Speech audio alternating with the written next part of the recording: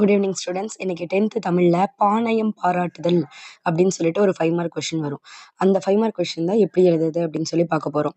இங்கே கொடுத்துருக்காங்கல்ல, தேனினும் இனியனர் செந்தமிழ் மொழியே தென்னாடு விலங்குற திகழுதன் மொழியே, இந்த பாட்டு மாதிரி ஏதாவது ஒரு பாட்டு கொடுத்துருப்பாங்க.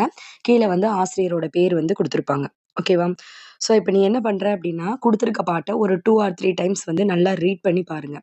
அந்த பாட்டில் எதை பற்றி சொல்லியிருக்காங்க, அந்த ஒவ்வொரு லைனுக்கும் உனக்கு என்ன மீனிங் புரியுது அப்படிங்கிறத ஜஸ்ட் ரீட் பண்ணிக்கோங்க. அதுக்கப்புறம் என்ன பண்ணுற, கட்டுரை எழுதுகிற மாதிரி குறிப்பு சட்டகம் எழுதணும்.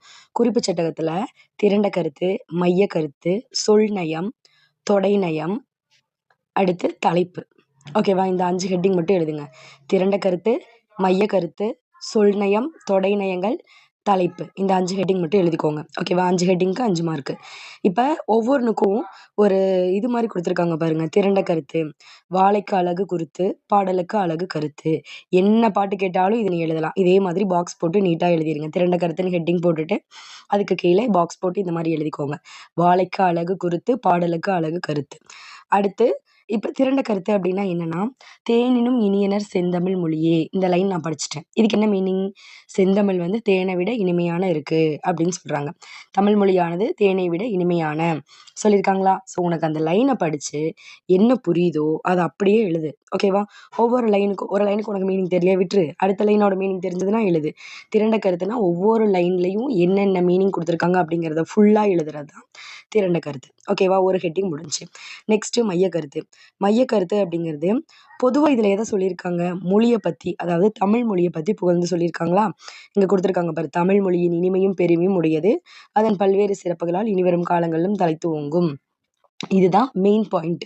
தமிழ் மொழியோட சிறப்பை பற்றி சொல்லியிருக்காங்க. இனி வர காலங்களில் தமிழ் மொழி வந்து வளர்ந்து வரும் அப்படிங்கிறத இந்த பாட்டில் சொல்லியிருக்காங்க.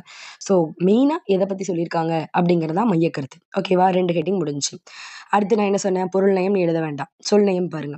சொல் நயம் அப்படின்னா வீரனுக்கு அழகு வில், பாடலுக்கு அழகு சொல். ஓகேவா? வீரனுக்கு அழகு வில், பாடலுக்கு அழகு சொல். இதில் வந்து நீ படிக்கிறதுல படித்து பாரு, அதில் எந்த வேர்டெல்லாம் கொஞ்சம் டிஃப்ரெண்ட்டாக இருக்குது அப்படின்னு பார்க்கணும். அந்த வேர்டெல்லாம் எடுத்து எழுதி நீ இந்த மாதிரி நயமிக்க சொற்களை கவிஞர் பயன்படுத்தி இருக்கிறார் அப்படின்னு எழுதணும். புலவர் பாடலில் செந்தமிழ், ஒண்டமிழ், வண்டமிழ், தனித்தமிழ் ஆகிய நயன்மிக்க சொற்களை பயன்படுத்தியுள்ளார். நெக்ஸ்ட் வந்து பார்த்தீங்கன்னா தொடைநயங்கள். தொடைநயம்ல இது எழுதணும். தொடையற்ற பாடல் நடையற்று போகும். இந்த தொடைநயம்ல தான் மோனை, எதுகை, இயைபு, முரண் இந்த 4 வரும். மோனை, எதுகை, இயைபு, முரண் 4 வரும். மோனையும் எதுகையும் எல்லாத்துலேயுமே கம்பல்சரி இருக்கும். மோனை அப்படின்னா என்ன எழுதணும்? குயவனின் கைவண்ணம் பானையிலே, புலவனின் கைவண்ணம் மோனையிலே. அதாவது செய்யுள்ல ஒவ்வொரு அடியிலையும் ஒரே மாதிரி எழுத்து, முதல் எழுத்து ஒரே மாதிரி வந்துச்சுன்னா அதான் மோனை. நீ எழுதலாம், முதல் எழுத்து ஒரே மாதிரி வருவது மோனை எனப்படும் அப்படின்னு எழுதிட்டு எதெல்லாம் முதல் எழுத்து ஒரே மாதிரி இருக்கு பாருங்க. தேனினும் தென்னாடு ஃபர்ஸ்ட் லெட்டர் இது, அதாவது குரில் எழுத்து இருக்கலாம், நெடில் எழுத்துலும் இருக்கலாம். ஓகேவாங்க? தே இருக்கு தேனினும்ல, இங்க தே தான் இருக்கு இல்லையா? ரெண்டுமே தேங்கிற வேர்டு வந்துச்சுனாவே இது குறிலா நெடிலா இருந்தாக்கா கா இருக்கலாம், ஊ இருக்கலாம், எது வேணாலும் இருக்கலாம். சரியா? இப்போ இங்க பாருங்க, ஊனினும் உணர்விலும், தானினும் தனித்தமிழ், இந்த மாதிரி தலைத்திட தண்டமிழ். ஒரே வேர்டு இல்லைனாலும், ஒரே லெட்டர் இல்லைனாலும் ஃபர்ஸ்ட் லெட்டர் துணைக்கால் போட்ட எழுத்தும் இருக்கலாம், நெடில் எழுத்தும் குறில் எழுத்தும் இருக்கலாம். ஓகேவா? ஆனால் ஒரே சவுண்டில் இருக்கணும். ஊ.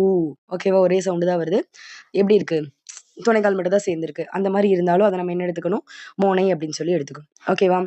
இப்போ இதெல்லாம் முடிஞ்சா, இப்போ தொடைநயங்களில் ஃபர்ஸ்ட் ஒன் மோனை பார்த்துட்டோம். அடுத்து எதுகை. எதுகை அப்படின்னா என்னது? இரண்டாம் எழுத்து ஒன்று வருவது எதுகை எனப்படும் அப்படின்னு எழுதிருங்க. பாடலுக்கு எது கை கொடுக்காவிட்டாலும் எதுகை கை கொடுக்கும். இந்த பாக்ஸில் இருக்கிறது எல்லாத்துக்கும் காமன், எது கேட்டாலும் எழுதலாம். அதே மாதிரி இப்போ எதுகைன்னா என்ன? 2வது எழுத்து ஒரே மாதிரி வருதா? இங்கே பாருங்க, தேனினும், மூனினும், மானினும் அந்த வந்திருக்கா?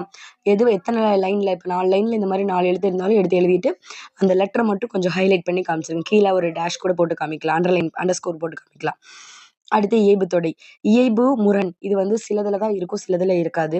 கண்ணுக்கு மையழகு, செய்யுளுக்கு இயைபழகு. இயைபு அப்படின்னா இங்கிலீஷ்ல நீங்க ரைமிங் வேர்டுன்னு சொல்லுவீங்கல்ல, இறுதி எழுத்தோ அசையோ ஒரே மாதிரி முடிகிறது. இங்க பாருங்க, செந்தமிழ் மொழியே, ஒண்டமிழ் மொழியே, இந்த மாதிரி லாஸ்ட்ல ஒரே மாதிரி முடிஞ்சிருக்கிறதெல்லாம் இயைபு தொடை அப்படின்னு சொல்லுவோம். முரண் அப்படின்னா ஆப்போசிட் வேர்டு. இப்ப இரவு பகல், நேற்று இன்று, இல்லைன்னா வேற என்ன, புதுமை பழமை, இந்த மாதிரி ஆப்போசிட் வேர்ட்ஸாக ஏதாவது இருந்துச்சு அந்த செய்யுள்ள அப்படின்னா முரண்னு போட்டு அந்த வேர்டை எடுத்து எழுதலாம். அடுத்து லாஸ்ட்டாக அணிநயம். கோயிலுக்கு மணி அழகு, பாடலுக்கு அணி அழகு. எல்லா பாட்டுலையுமே நீ என்ன எழுதுனா உயர்வு நவிர்ச்சி அணி அமைந்துள்ளது அப்படின்னு எழுதிக்கலாம். லாஸ்ட்டாக தலைப்பு கொடுக்கணும். தலைப்பில் வந்து பார்த்தீங்கன்னா என்ன தலைப்பு வேணாலும் நம்ம கொடுக்கலாம். அந்த பாட்டுக்கு ஏத்த மாதிரி இப்போ இனிய தமிழ் மொழின்னு குடுத்துருக்காங்க. செம்மொழியாம் தமிழ்மொழி அப்படின்னு குடுக்கலாம். அது நம்ம விருப்பம். உனக்கு என்ன தோணுதோ அந்த பாட்ட படிச்சு பார்த்துட்டு, அதுக்கு கூட ஒத்து போற மாதிரி ஏதாவது ஒரு ஹெட்டிங் குடுத்துக்கணும். ஓகேவா? அவ்வளோதான். 5 ஹெட்டிங் எழுதுனா போதும். ஃபர்ஸ்ட்டு திரும்ப சொல்றேன், நல்லா லிசன் பண்ணிக்கோங்க. ஃபர்ஸ்ட்டு வந்து என்ன எழுதுவீங்க? மையக்கருத்து. ஓகேவா? இல்ல திரண்ட கருத்து ஏதோ ஒண்ணு. மையக்கருத்து, திரண்ட கருத்து. அதுக்கப்புறம் தொடைநயம். தொடைநயத்துல தான் 4 வரணும். என்னென்ன? மோனை, எதுகை, அதுக்கப்புறம் ஏய்பு, முரண். இந்த 4 என்ன தெரியுதோ அத எழுதிக்கலாம். சரியா? அதுக்கப்புறம் தலைப்பு போட்டிங்கன்னா அது ஒரு ஹெட்டிங் ஆயிருச்சு. சொல்நயம் போட்டு என்னென்ன சொல் டிஃப்ரெண்ட்டா இருக்கோ அதெல்லாம் எடுத்து எழுதுனீங்கன்னா முடிஞ்சுச்சு.